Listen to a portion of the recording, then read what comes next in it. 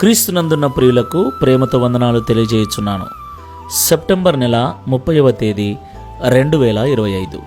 ఈరోజు దేవుడు మనకు చేస్తున్న వాగ్దానం ఏమిటనగా మత్తయి సువార్త 24వ అధ్యాయం 35వ వచనం.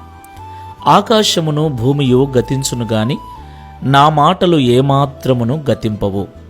ఆమెన్. నా ప్రియమైన సహోదరి సహోదరులారా, ఈ లోకంలో ఉన్నవి ఏవి కూడా శాశ్వతమైనవి కావు. ఇప్పుడు మనం ఉంటున్న భూమి, ఆకాశము కూడా ఒకరోజు గతించిపోతాయని పరిశుద్ధ గ్రంథం సెలవిస్తుంది. అయితే దేవుని నోట నుండి వెలువడిన మాట నెరవేరేంత వరకు ఒక పొల్లైనను సున్నైనను తప్పిపోదని, గతించిపోదని దేవుడి ఉదయకాల సమయంలో మరొకసారి మనకు గుర్తు చేస్తూ ఉన్నాడు. దేవునికి మహిమ కలుగునుగాక. నా ప్రియమైన సహోదరి సహోదరులారా, మన చేతుల్లో ఉన్నటువంటి పరిశుద్ధ బైబిల్ గ్రంథం అంతా కూడా దేవుని మాటలే.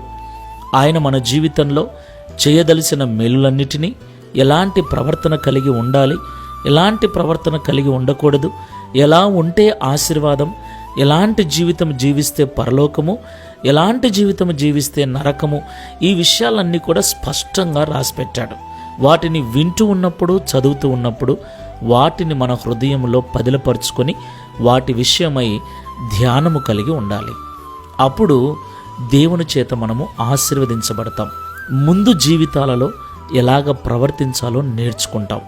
భవిష్యత్తు ఏమవుతుందో మనకు దేవుని వాక్యము ద్వారా ముందే తెలుస్తుంది. కాబట్టి ఈ మాటలు వింటున్న ప్రియ సహోదరి సహోదరులారా, దేవుని వాక్యాన్ని నిర్లక్ష్యం చేయకండి. చదవండి, వినండి. చదివిన వాటిని, విన్న వాటిని హృదయంలో పదిలపరుచుకొని వాటి విషయమై ఆలోచన కలిగి ఉండండి. ప్రార్థన చేసుకుందాం. సర్వశక్తిగల యేసుక్రీస్తు ప్రభువా, సర్వాధికారి, మీకు వందనాలు చెల్లిస్తూ ఉన్నాం. ఈ ఉదయకాల సమయంలో మీరు మాతో మాట్లాడిన ప్రతి మాటను బట్టి స్తోత్రములు.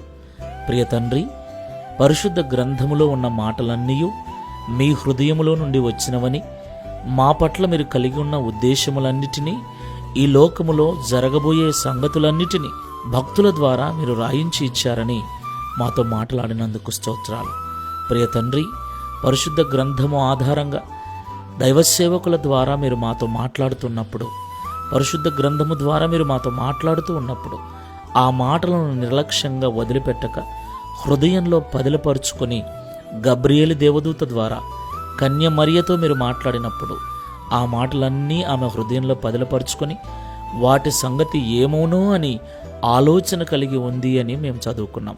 అలాగూ మేము కూడా నీ మాటలు మా హృదయంలో నింపుకొని వాటి విషయమై జాగరూకులమై ఉండుటకు సహాయం చేయమని, తద్వారా మేము ఈ లోకములో ఆశీర్వదించబడుటకు, ఈ భూమియు ఆకాశము గతించిన నీతో కూడా నిత్యత్వములో ఉండుటకు సహాయం చేయమని యేసు నామములో ప్రార్థిస్తున్నాము తండ్రి.